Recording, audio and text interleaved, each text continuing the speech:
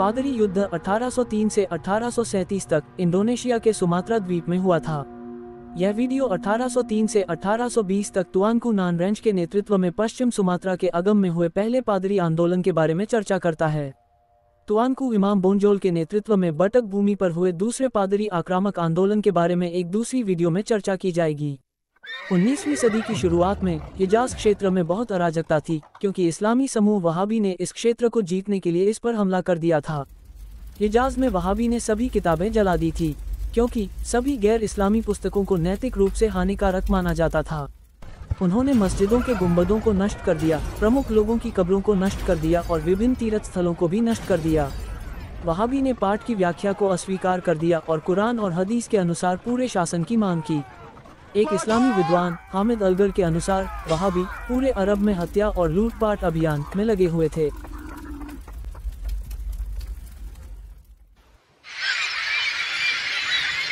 अठारह सौ तीन में 3 हाजी या तीर्थयात्री थे जो मिनांकाबाउ से आए थे, जो वर्षों तक मक्का और मदीना शहर में रहने के बाद भी अपने वतन लौटना चाहते थे।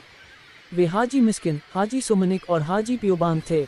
जाहिर तौर पर मिनांग के ये 3 हाजी वहाबी आंदोलन में बहुत रुचि रखते थे और वहाबी आंदोलन से सहमत थे, जो इस्लाम को सख्ती से और बिना किसी समझौते के फैलाने में पैगंबर मोहम्मद के उदाहरण के नक्शे कदम पर था। मंगराजा ओमगांग पार्लिंडुंगन के अनुसार उनकी पुस्तक तुआनकू राव में 1802 में तीनों हाजियों की मुलाकात वहाबी आंदोलन के नेता अब्दुल्ला इब्न सऊद से हुई थी। बाद में 1814 से लेकर 1818 तक इब्न सऊद सऊदी साम्राज्य के पहले नेता बने। ये कहा जाता है कि बिन सऊद ने 3 लोगों को मिनांकाबाउ लौटने और वहाबी शैली के साथ इस्लाम का प्रसार करने का आदेश दिया। अगर यह जानकारी सच है तो संभावना है कि इस मुलाकात में उन्हें यह एहसास दिलाया गया होगा कि मिनांकाबाउ में उनका यह एक पवित्र है और फिर इसलिए उन्होंने इस मिशन के लिए अपना पूरा जीवन समर्पित कर दिया। हम इस वहाबी सोच से सहमत हैं क्योंकि इस आंदोलन का उद्देश्य समाज में इस्लाम की शिक्षाओं से विचलित होने वाली सभी चीजों को सही करना है। हम मिनांग समुदाय को पैगंबर मोहम्मद के समय की तरह शुद्ध इस्लाम में वापस लाएंगे। इंशाअल्लाह हमारी कोशिश कामयाब होगी।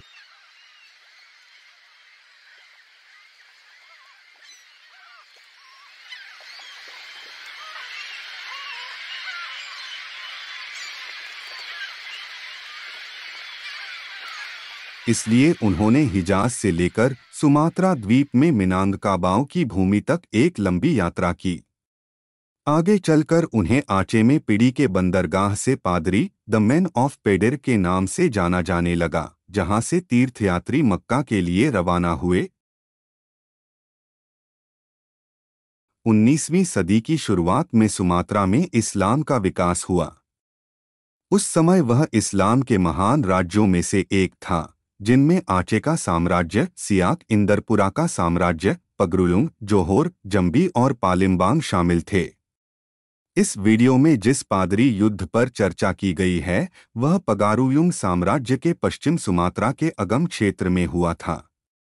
मिनांकाबाउ के कई लोग मुस्लिम थे, हालांकि सामान्य तौर पर वे अभी भी स्थानीय रीति रिवाज निभाते थे जो इस्लाम के अनुरूप नहीं थे।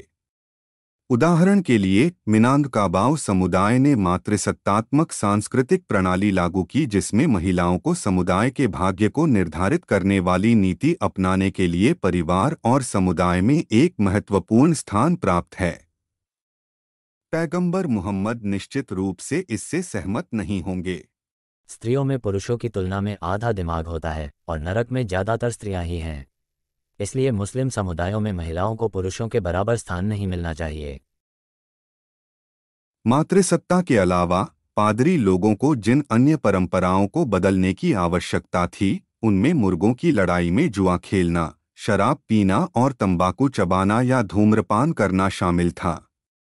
इसलिए मिनांकाबाउ समुदाय, जो कि अपनी परंपराओं को बनाए रखना पसंद करते हैं, उन्हें अदत लोगों के रूप में जाना गया।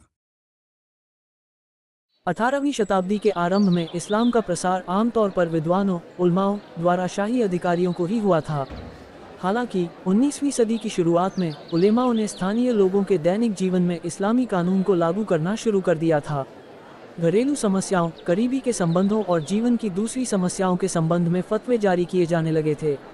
इन इस्लामी बदलावों की मांगों का स्थानीय समुदाय हर बार पसंद नहीं करते थे।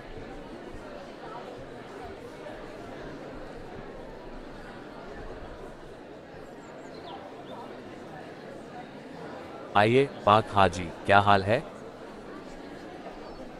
बिल्कुल ठीक हूँ, धन्यवाद। मुझे तुम्हें बताना है कि तुम्हें इस्लाम को सावधानी से अपने जीवन में लागू करना शुरू कर देना चाहिए।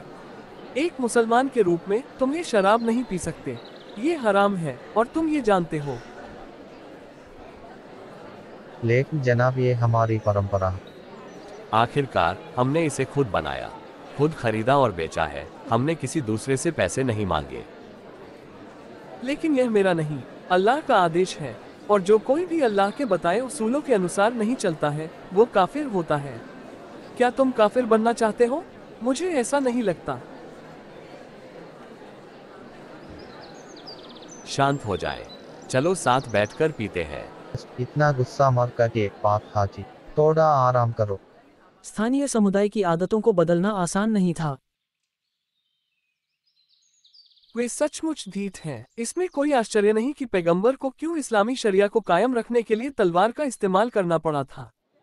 हाजी प्यूबांग को भी अपने क्षेत्र के समुदाय के प्रतिरोध का सामना करना पड़ा। ओह, उन मुसलमानों से निपटना बहुत मुश्किल है जिनकी इस्लामी आस्था केवल उनकी जीभ में है।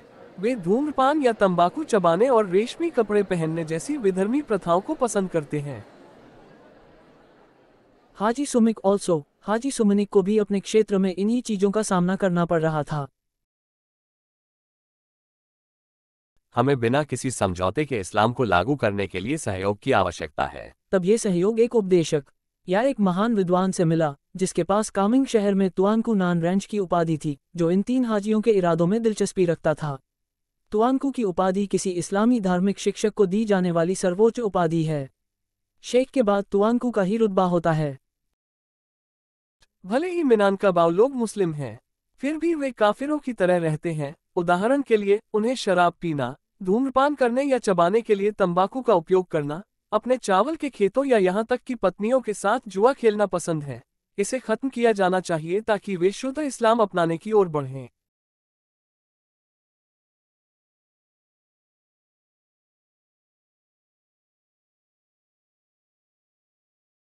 (1803) में 3 हाजियों ने पूरे सुमात्रा में इस्लाम कायम करने के लिए तुआनकू नानरेंसे के साथ कामांग में उनके निवास से काम किया। उन्होंने अपने लक्ष्यों को पाने के लिए लंबी योजनाएं बनाईं।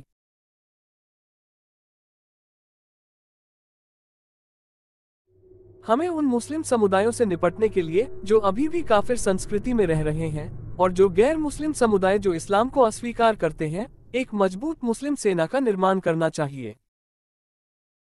जाहिर तौर पर वे पैगंबर मोहम्मद के नक्शे कदम पर चलकर दारुल इस्लाम राज्य की स्थापना करना चाहते थे, जिन्होंने हिजाज में तलवारों और हमलों के इस्तेमाल के माध्यम से इस्लाम के प्रसार को मजबूत किया था। यह पैगंबर का कथन है, मुझे अल्लाह ने आदेश दिया है कि मैं लोगों के खिलाफ तब तक लड़ूं जब तक वे यह नहीं मान लेते कि अल्लाह के अलावा कोई भी पूजने योग्य नहीं है और मोहम्मद अल्लाह के दूत हैं, और पूरी तरह से नमाज अदा करें और जरूरी दान दें। इसलिए अगर वे ऐसा करते हैं तो वे उनकी जान और संपत्ति को बख्श दूंगा। तुआंकू नान रेंज ने इस्लाम फैलाने के लिए आक्रामक युद्ध करने के लिए एक मुस्लिम सेना का गठन किया जिसे उन्होंने पादरी सेना कहा। तुआंकू नान रेंज ने तुआंकू लिंताओ को पादरी सेना का कमांडर नियुक्त किया और तुआंकू लेलो को अपना सहायक नियुक्त किया। वे सभी मध्य पूर्व के अरबों की तरह पगड़ी और सफेद कपड़े पहनते थे। यह मिनांग और बटक के लोगों की कपड़े पहनने की आदत के विपरीत था, जो आमतौर पर गहरे या काले कपड़े पसंद करते थे। वे सभी लोग जो सफेद अरबी शैली के कपड़े नहीं पहनते थे, उन्हें इस्लाम को अस्वीकार करने वाला माना जाता था। अभी भी नशे में रहना चाहते हो? ओह, ये लो।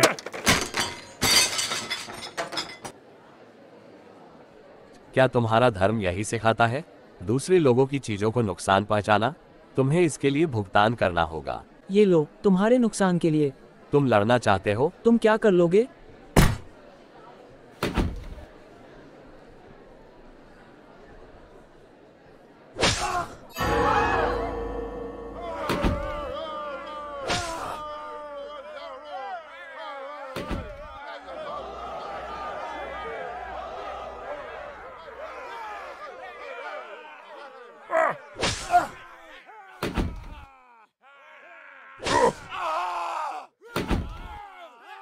तुआंकू नान रेंज की मौसी समुदाय की एक सम्मानित महिला थीं और उन्हें अपने भतीजे की महत्वाकांक्षा की कोई परवाह नहीं थी।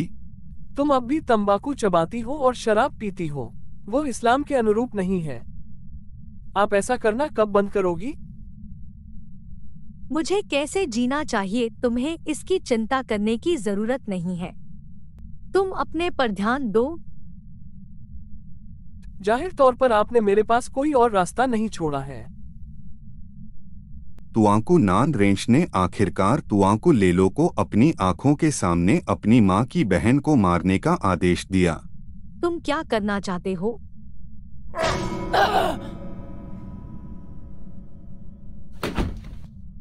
उसके शव को दफनाया नहीं गया बल्कि जंगल में फेंक दिया गया क्योंकि उसे काफिर माना गया था। तुआंकू नान रेंज ने जो किया वह पैगंबर मोहम्मद की शिक्षा के अनुसार था, जिन्होंने वास्तव में मुसलमानों को अपने गैर मुस्लिम परिवार के सदस्यों से लड़ने का आदेश दिया था। उदाहरण के लिए बदर डकैती में उमर इब्न खत्ताब ने अपने गैर मुस्लिम चाचा अलस इब्न हिशाम को मार डाला। अबू उबैदाह इब्न अल-जर्राह ने अपने गैर मुस्लिम पिता अब्दुल्ला इब्न अल-जर्राह की भी हत्या कर दी। उनके सख्त रवैये के कारण तुआंकू नान तुओ के साथ उनका मतभेद हो गया था। वह सबसे सम्मानित मिनांगकाबाओ सूफी विद्वानों में से एक थे और तुआंकू नान रेंज और सभी प्रमुख उलेमाओं जो पादरी सेना के सदस्य थे के शिक्षक भी थे। हालांकि मैं समुदाय को शुद्ध शरिया में वापस लाने के प्रयास से सहमत हूं, लेकिन मैं अपने छात्र तुआंकू नान रेंज के कठिन तरीके से सहमत नहीं हूं। पहले क्षेत्र जो इस्लामी सुधारकों का मुख्य लक्ष्य थे, उनमें से एक जगह थी जहां पर मुर्गों की लड़ाई कराई जाती थी, जैसे कि बुकिट बटाबुआगा। इस गांव में कृषि उत्पादों के माध्यम से तेजी से आर्थिक विकास हुआ, इसलिए यहाँ के स्थानीय निवासी एक बड़ा मुर्गों की लड़ाई का मैदान बनाने में सक्षम थे। इस जगह पर कई दर्शक जुआ खेलते थे, यहाँ तक कि कभी-कभी तो अपना सारा पैसा भी खर्च कर देते थे। यहाँ दर्शकों को शराब और अफीम परोसी जाती थी। तुआंकू नान तुओ अपने छात्रों और समर्थकों के साथ यह मैदान बंद कराने के लिए गए। स्थानीय उलेमाओं के कहने पर मैं तुम लोगों से मिलने आया हूँ। हमारा मानना है कि इस अनैतिक जगह को बंद कर देना चाहिए क्योंकि यह इस्लामी शरिया के खिलाफ है। अगर आपको ये पसंद नहीं है तो यहाँ मत आओ। हम भी आपके यहाँ आपका मदरसा बंद कराने नहीं आते। तुआंकू नान तुओ के अनुरोध को अस्वीकार कर दिया गया, इसलिए दोनों पक्षों के बीच भयंकर वाद विवाद हुआ। तुंगकू नान तुओ मार्शल आर्ट के महारथी थे, लेकिन वह मुर्गा लड़ाई के मैदान के मालिक के बचाव के सामने टिक नहीं पाए। अखाड़े के दर्शकों ने तुआंकू नान तुओ और उनके छात्रों पर पथराव किया, इसलिए उन्हें खुद को बचाने के लिए वहां से जाना पड़ा। वे बहुत जिद्दी हैं, लेकिन हमें मैदान को बंद करने का प्रयास तब तक जारी रखना होगा जब तक कि वो मैदान में मुर्गों को लड़ाना बंद न कर दे। तुआंकू नान तुओ और उनके अनुयायियों ने मुर्गों की लड़ाई के मैदान को बंद करने की बार बार कोशिश की और जिसके कारण बहुत सारी लड़ाइयाँ हुईं।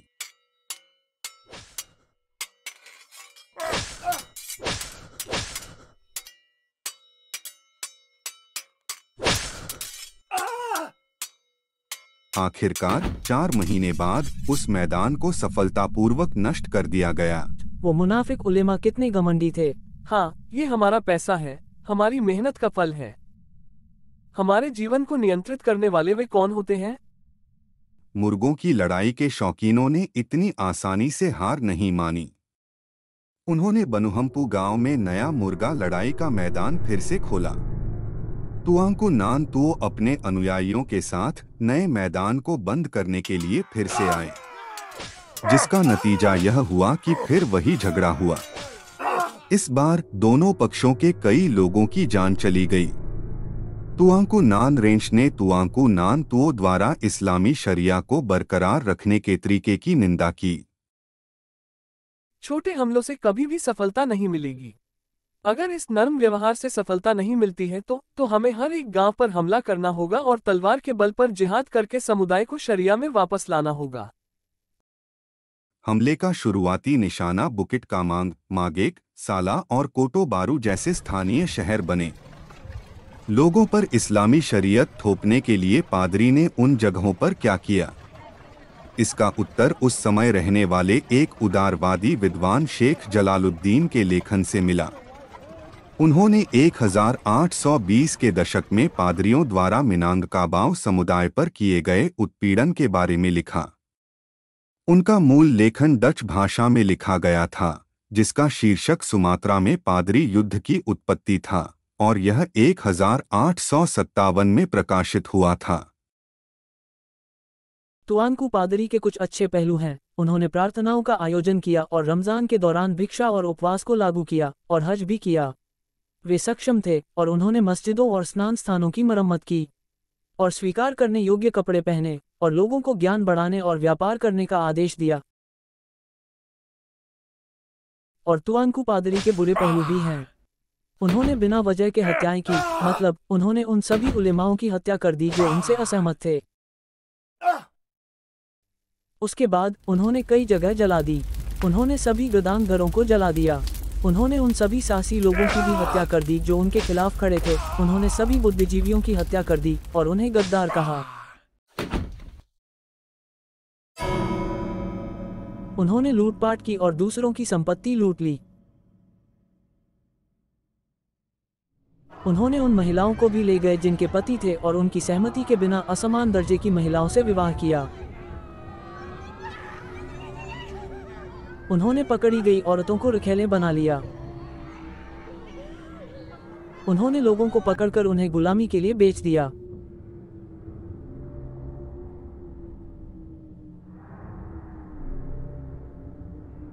उन्होंने महान लोगों का अपमान किया और बड़ों का अपमान किया और वफादारों को काफिर कहा और उन्हें अपमानित किया।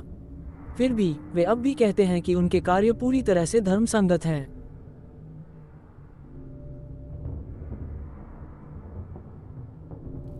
जिन शहरों पर उन्होंने हमला किया उन्हें जला दिया गया। पूर्व में स्थित पदांग तरब शहर को भी यही हश्र झेलना पड़ा।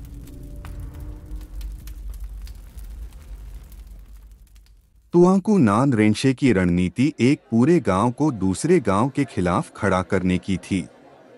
उसने गरीब लोगों को अमीर इलाकों के लोगों पर हमला करने के लिए उकसाया। उदाहरण के लिए बोडी कैनियागो के समुदाय को कोटो पिलियांग के लोगों पर हमला करने के लिए उकसाया गया था, जो परंपरागत रूप से मिनांगकाबाओ में उच्च पदों पर रहने वाले लोगों के लिए एक जगह मानी जाती थी। याद रखो, वे तुम्हें नीची दृष्टि से देखते हैं। वे काफिर हैं। तुम असली मुसलमान हो।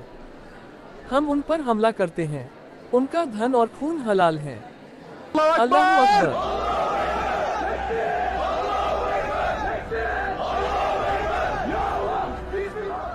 अधिकांश पादरी लोग कैनियागो बोडी परंपरा से आते हैं। लूटपाट से धन के लालच ने निश्चित रूप से अन्य जनजातियों पर हमला करने के लिए उनके उत्साह को बढ़ा दिया। तुआंकू नान रेंज ने बुकित कामांग के निवासियों को बुकित तिंगी और कोटो तुओ के बीच कुरई पर हमला करने का आदेश दिया, जहां उनके शिक्षक तुआंकू नान तुओ रहते थे। हमले में पादरी सेना ने तुआंकू नान तुओ के बेटों को मार डाला। उन्होंने मेरे बेटों को मार डाला और फिर भी वे इस बात पर अड़े रहे कि उनके कार्यों पर अल्लाह का आशीर्वाद था।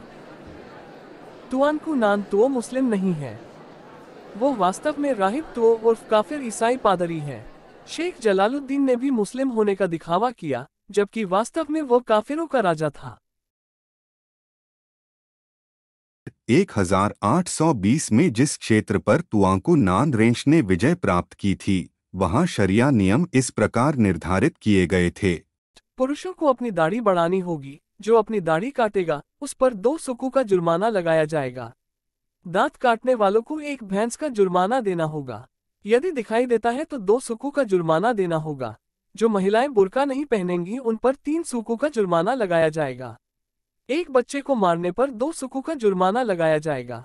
तंबाकू बेचने या सेवन करने पर 5 सुकू का जुर्माना लगेगा। यदि किसी के नाखून लंबे हैं तो उसकी उंगलियां काट दी जाएंगी। पैसे के साथ ब्याज लेने पर 5 शिलिंग का जुर्माना लगेगा। पहली बार नमाज से दूर रहने पर 5 सुकू का जुर्माना लगाया जाएगा, यदि वो इसे दोहराता है। तो उसे मौत की सजा दी जाएगी। तुआंकू नानरेंच ने अपनी ताकत के बलबूते पर जो क्षेत्र जीते थे उन्हें नियंत्रित करने के लिए उसने कई उलेमाओं को नियुक्त किया। इस्लामी शरिया लागू करने के उनके कठोर तरीके के कारण उन्हें सलापन 8 टाइगर्स का उपनाम दिया गया था। जल्द ही पादरी आंदोलन एक गंभीर गृहयुद्ध में बदल गया, जिसमें गांव दूसरे गांवों से लड़ रहे थे, लेकिन गरीब लोग अपने ही गांव के अमीर परिवारों पर हमला कर रहे थे। और एक समय ऐसा आया जब विभिन्न पादरी नेताओं ने एक दूसरे के विरुद्ध युद्ध छेड़ दिया।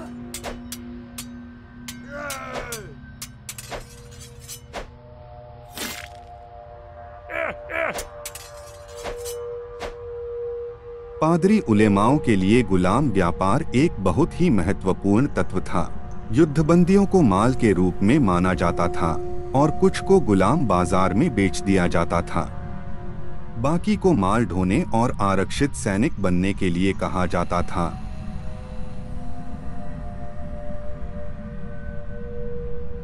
जब कोई हमला नहीं होता था तो गुलामों को पादरी सेना को खिलाने के लिए चावल और भोजन उगाना पड़ता था।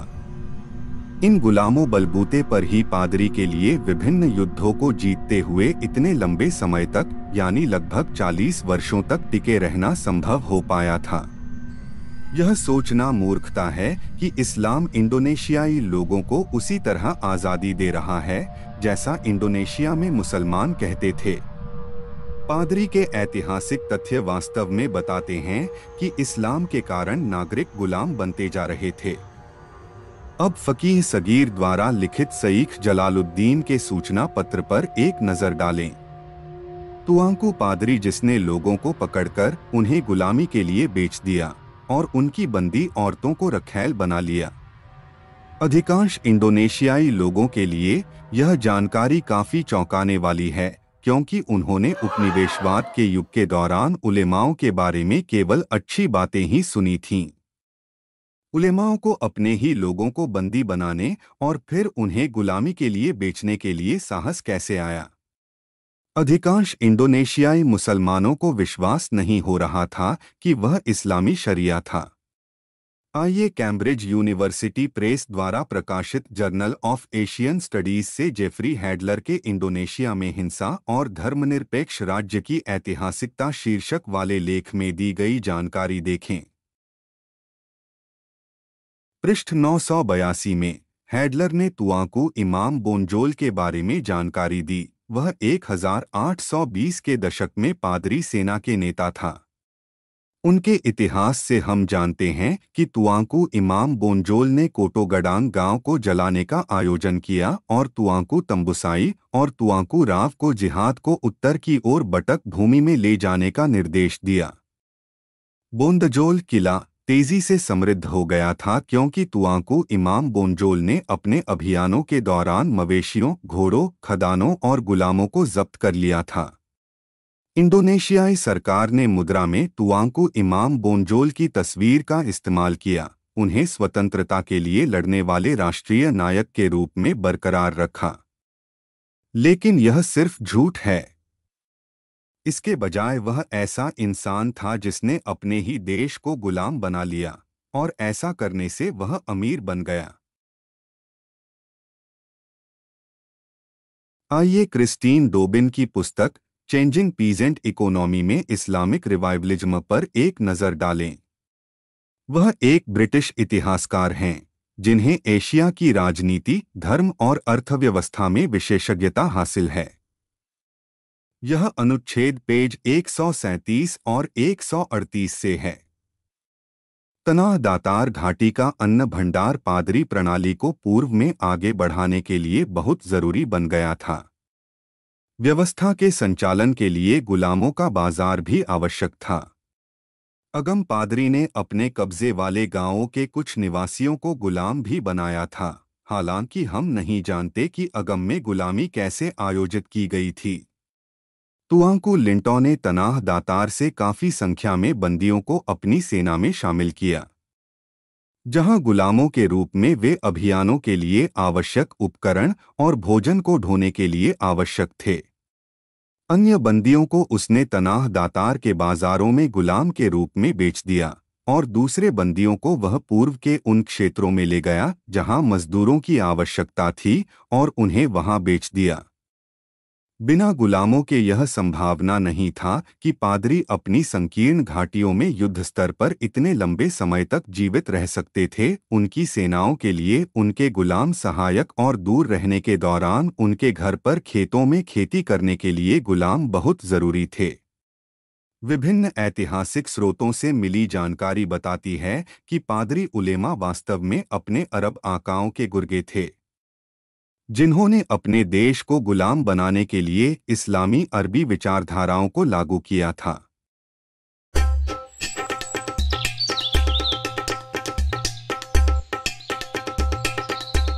शायद कुछ लोगों के लिए यह आश्चर्य की बात थी कि इस्लामी निष्ठुरता, मुसलमानों द्वारा मुसलमानों को मारना, पश्चिम सुमात्रा के अगम क्षेत्र में पादरी युद्ध में हुआ था। क्या इस्लाम मुसलमानों को दूसरे मुसलमानों को मारने से मना नहीं करता? चौंकिए मत, खुद पैगंबर मोहम्मद का उदाहरण ही देख लो, जिन्होंने अक्सर विभिन्न ऐसे मुसलमानों पर हमला किया जिन पर उन्होंने मुनाफिक, मुर्तद या मुशरिक होने का आरोप लगाया था। उदाहरण के लिए, उसने मुसलमानों को मुस्लिम मुहाजिरों को मारने का आदेश दिया, जिसने इस्लाम छोड़कर मदीना की ओर पलायन करने के बाद मक्का वापस लौटने का साहस किया था। ये कुरान सूरह अन-निसा आयत 89 के पीछे की घटना की पृष्ठभूमि है।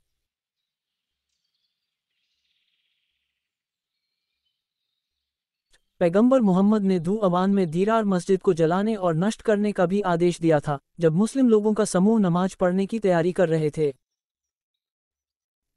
इब्न हिशाम द्वारा सिराह नबाविया और इब्न इशाक द्वारा सीरत रसूल अल्लाह जो 8वीं शताब्दी ईस्वी में लिखा गया था के अनुसार, उस हमले का कारण ये था कि पैगंबर को लगा कि नई मस्जिद मुसलमानों को विभाजित कर सकती है। ये कुरान की पृष्ठभूमि है। सूरह अत-तौबा आयत 107।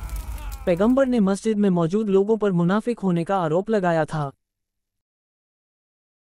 लगभग 200 साल बाद 10वीं शताब्दी ईस्वी में कुरान तफसीर के लेखकों ने एक नई कहानी बनाई जिसमें कहा गया कि मस्जिद का संस्थापक वास्तव में अबू अमीर अल रहब नामक एक ईसाई पुजारी था, जो एक रोमन सहयोगी था। उन्होंने केवल पैगंबर मोहम्मद के तरकीन कार्यों के प्रति अपनी शर्म को छुपाने के लिए इस्लामी इतिहास को मनगढ़ंत तरीके से गढ़ने में संकोच नहीं किया। तब से मुसलमान उन मुस्लिम मस्जिदों को नष्ट करने के आदी हो गए हैं जिन्हें वे विधर्मी मानते हैं। पादरी नेताओं ने निवासियों के गदान घरों को भी जला दिया था, क्योंकि वे जानते थे कि पैगंबर मोहम्मद ने भी दूसरों की संपत्तियों को जला दिया था, जैसा कि उन्होंने बानु एन नादिर की यहूदी जनजाति के खजूर के बागानों को जला दिया था। पादरी उलेमा ने उनका विरोध करने का साहस करने वाले हर एक व्यक्ति को मार डाला। यह निश्चित रूप से पैगंबर के उदाहरण का अनुसरण करता है, जिन्होंने उनका विरोध करने का साहस करने वाले हर एक व्यक्ति को मार डाला। उदाहरण के लिए, आत्मसमर्पण करने वाले 900 कुरैजा यहूदी कैदियों का सिर कलम करना। यह पैगंबर मोहम्मद ही थे जिन्होंने कविता के माध्यम से उनकी आलोचना करने का साहस करने वाले व्यक्ति को भी मार डाला था, जैसे कि अबू अफाक, अस्मा बिनती मारवान, अल-नादर बिन अल-हरिथ, उकबा बिन अबू मुएत, काब बिन अल-शर्फ की हत्या। पादरी उलेमाओं की हरकतें उनके पैगंबर की हिंसक कार्रवाइयों के अनुरूप ही थीं। पादरी उलेमा अपने कैदियों को गुलाम बनाते थे, गुलामों का व्यापार भी करते थे। पैगंबर मोहम्मद ने भी यही किया था। उसने खुद को अमीर बनाने और युद्ध उपकरण खरीदने के लिए कैदियों को गुलामों के रूप में बेच दिया था। उदाहरण के लिए, पैगंबर साहब ने बानी कुरैजा की महिला कैदियों को नजेद में लाने के लिए साद बिन जैद अल अंशोई को भेजा और उन्हें घोड़ों और हथियारों के बदले गुलामों के रूप में बेच दिया। पादरी द्वारा महिलाओं को यौन गुलाम या रखेल के रूप में उनसे जबरदस्ती करना वास्तव में कुरान सूरह अन-नसाई आयत 24 में अल्लाह के आदेश के अनुसार था। कविता की पृष्ठभूमि बताती है कि पैगंबर मोहम्मद ने मुस्लिम सैनिकों के विवाहित महिला कैदियों के साथ संभोग करने के लिए उनकी वकालत भी की थी, जबकि उनके पति अभी भी जीवित थे और उसी स्थान पर पकड़े गए थे। साहिह मुस्लिम हदीस संख्या 3433। उन्होंने औतास के दिन उन महिलाओं को बंदी बना लिया था जिनके पति थे। जब यह आयत प्रकट हुई तो वे उनके साथ संभोग करने से डर गए, और स्त्रियां तो पहले से ही विवाहित हैं, सिवाय उनके जिन्हें तुम अपने सही तरीके से रखते हो। कुरान अन-निसा आयत 24। पादरी उलेमा ने मुर्गों की लड़ाई पर रोक लगा दी। लेकिन उन्होंने खुद मिनांग समुदाय को एक दूसरे के सामने इस तरह खड़ा कर दिया कि वे इस्लाम के नाम पर एक दूसरे को काट रहे थे और मार रहे थे।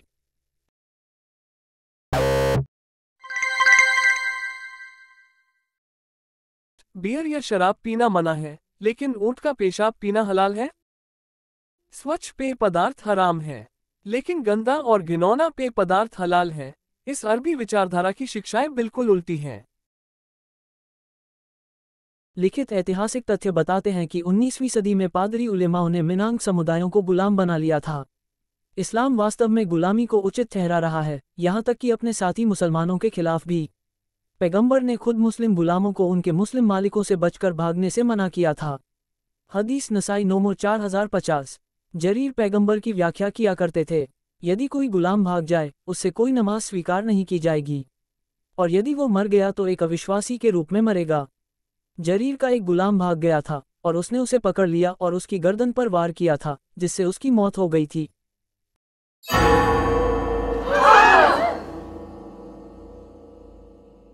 आहा, जरीर के गुलाम का सिर काट दिया गया क्योंकि उसने भागने की कोशिश की थी।